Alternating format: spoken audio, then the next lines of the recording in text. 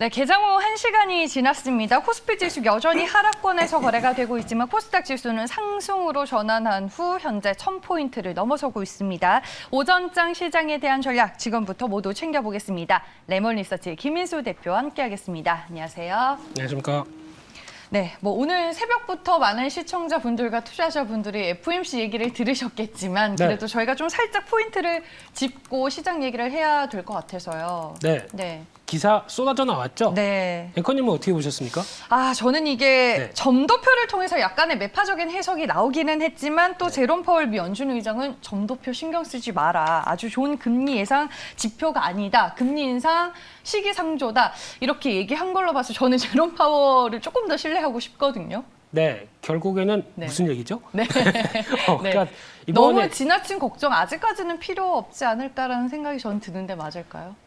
한마디로 요약을 잘하신 것 같습니다. 네.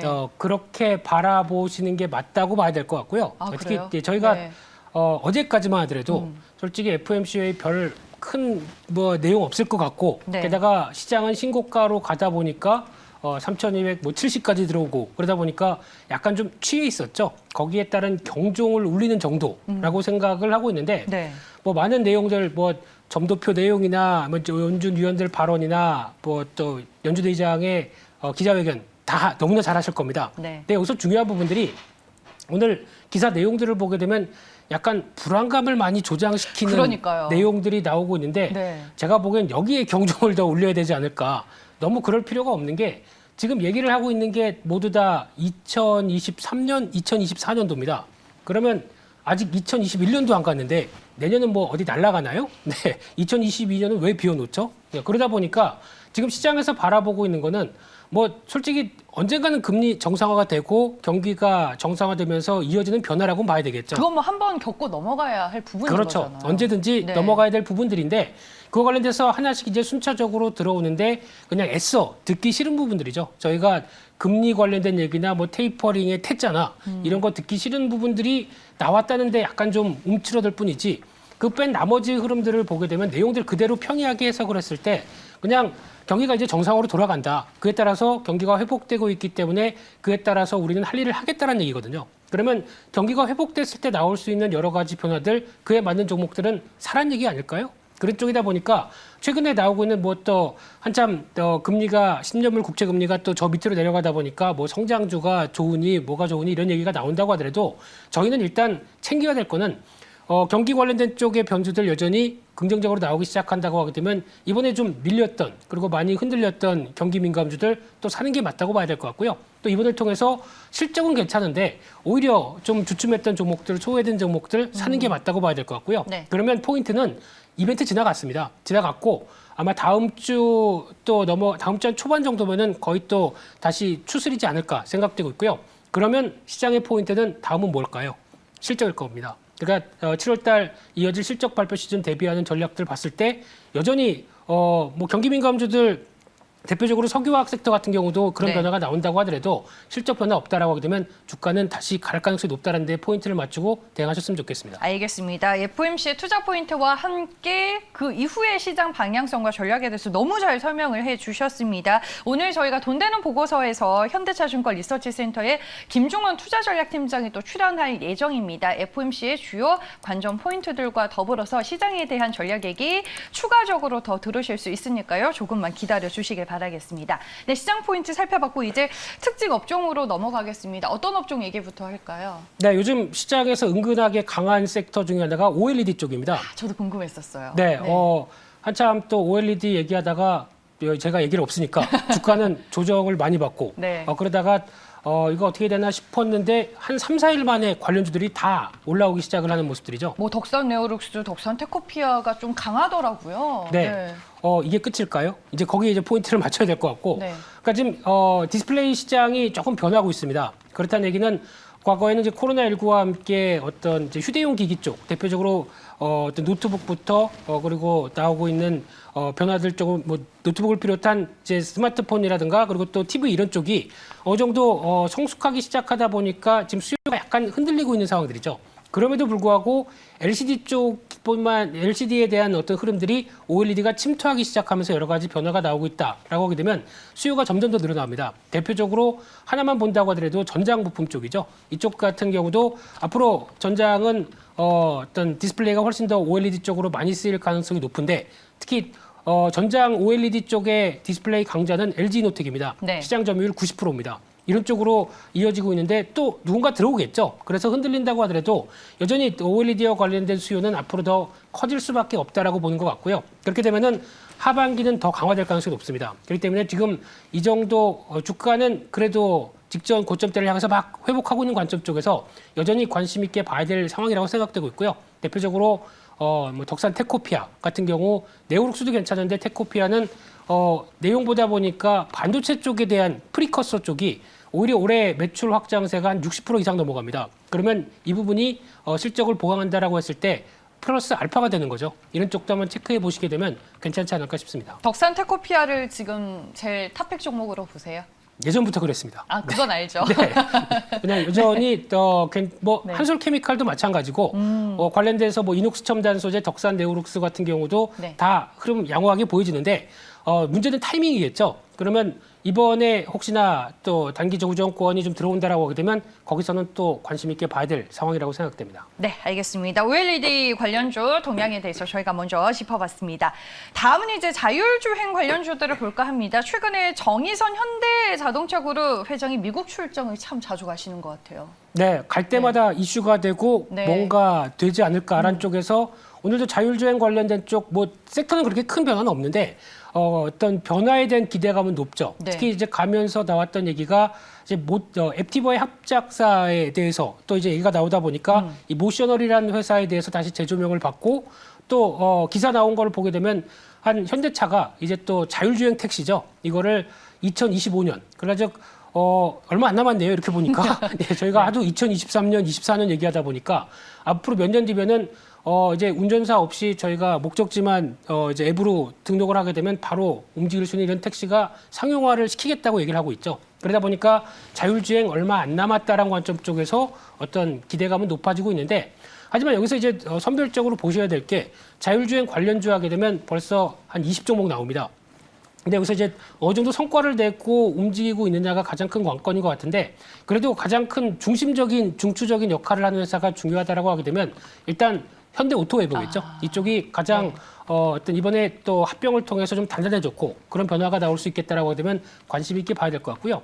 또 하나 자율주행 같은 경우는 이제 두 가지로 이어질 것 같은데 지금 대세로 이어지고 있는 라이다를 통해서 자율주행을 핵심을 끌고 가느냐 아니면 그냥 테슬라처럼 카메라를 조합을 해서 여기서 가져가느냐라고 했을 때 물론 라이다가 있다고 하더라도 카메라는 전자부품의 가장 큰 핵심으로 나가고 있기 때문에 LG노텍이죠. 네, 이쪽도 많이 고생했습니다. 많이 고생했다가 다시 이제 전고점대를 향해서 움직이고 있는데 비수기 실적이 음에도 불구하고 보여줬던 흐름들과 앞으로 변화만 생각한다고 하더라도 또 AR, VR 기기 생각한다고 하더라도 앞으로 기대감은 높죠. 그렇기 때문에 관심 있게 보셨으면 좋겠습니다. 말씀해 주셨다시피 자율주행 관련주 하면 정말 많은 종목들이 존재하는데 그중에서 우리가 좀 굵직하게 봐야 할 두 개의 종목으로 김민수 대표님이 압축을 해주셨습니다. LG이노텍과 현대오토에버라는 종목 얘기까지 들어봤고요. 이제 특징 종목으로 넘어가 보겠습니다. 네, 해운준에서 오늘 이제 페노션을 볼까 합니다. 3분기까지 BDI 상승세 전망이 되고 있고 최근에 이제 HMM이 오버행 이슈가 있어서 그러는지 페노션이 또 같은 해운준에서 상대적으로 부각이 되는 것 같더라고요. 네, 일단 좀 네. 약간 다르죠. 컨테이너선과 BDI 쪽이다 보니까 성격은 좀 다른데 페노션을 보면서 최근에 나온 리포트 중에서 제가 열받았던 거는 네. 어느 모 증권사 리포트입니다. 앞으로 BDI 지수가 꺾여서 이제 지금이 정점일 것 같은 피크아웃 얘기가 나오는 거 보고 솔직히 어떻게 이렇게 리포트를 쓰냐라는 쪽으로 욱했긴 했는데 네. 그럴 가능성이 앞으로 이제 그 원자재 가격들이 수요나 그리고 어떤 흐름들이 앞으로 더 활발해지면 활발해졌지 변화가 정체될 가능성은 적다고 봐야 되겠죠. 그런 쪽에서 다시 한번 강조드리지만은 미국이나 이제 유럽 쪽에서 이제 막 이제 코로나19에서 벗어나기 시작해서 경기를 추가적으로 활성화를 시킬 만한 인프라 투자 관련된 쪽은 아직 시작도 안 했습니다. 이쪽이 시작되기 시작하게 되면 본격적으로 또 물동량이나 여러 가지 수요들은 크게 나올 수밖에 없거든요. 그러다 보니까 지금 최근에 나오고는 경기 민감 관련된 뭐 철강이라든가 이런 어떤 건자재 건설 쪽에 대한 움직이는 근거가 될 수 있는데 이런 부분 같은 경우도 아직 반응도 안 했다라고 하면 여전히 관심 있게 봐야 되겠죠. 네. 차트 한번 봐주시죠. 네, 그리고 페노션 같은 경우 지금 최근에 BDI 지수가 약간 꺾였다가 살짝 다시 올라오다 보니까 반응하고 있는 상황들로 보여지고 있는데 오늘 또 아침부터 급하게 직전 고점대를 시도하다 보니까 매물 나오는 거는 일단 이어질 수 있다고 보여지고 있고요. 오히려 한 혹시나 7,300원대 밑으로 내려가서 다시 어느 정도 눌림목을 만든다라고 되면 또 한번 전고점을 넘어간다는데 베팅을 할 수 있지 않을까 이렇게 바라보고 있습니다. 네, 알겠습니다. 첫 번째 특징 종목 페노션에 대한 투자 의견 저희가 들어봤습니다.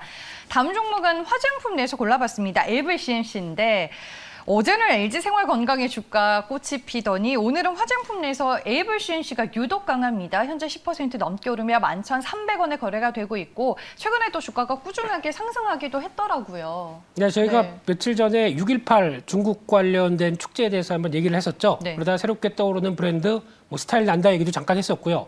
근데 지금 LVCMC는 브랜드가 미샤죠? 맞아요. 네, 이거 많이 쓰십니까? 근데 미샤가 요즘에 네. 점포들이 많이 좀 줄어들었어요. 그렇죠. 네. 그러면 반대로 얘기 드리면 위축되고 있다고 봐야 되겠죠. 그래서 이제 맞아요. 미샤란 과거의 브랜드의 영광을 차지하기 위해서 또 점포는 축소를 해도 네. 오히려 온라인 채널로 강화시키고 뭐 해외 법인들 쪽으로 다시 뭐 구조조정은 나오고 있는 그런 상황들인데 그런 개연성 때문에 화장품 쪽에 대한 흐름들 나쁘지 않다고 하더라도 주가만 먼저 갔다고 볼 수 있겠죠. 실적 흐름들은 아직 확인된 게 없습니다. 1분기 근데 실적도. 뭐 미샤뿐만 아니라 지금 뭐 토니모릴도 그렇고 네이처 리퍼블릭도 그렇고 많이 이제 점포 수들이 좀 줄어들었잖아요. 그럴 수밖에 없겠죠. 네. 그게 이제 명동 가보시게 되면 다 나오는 현상들이고 네. 그럼에도 불구하고 오늘 관심주는 그래도 화장품주입니다.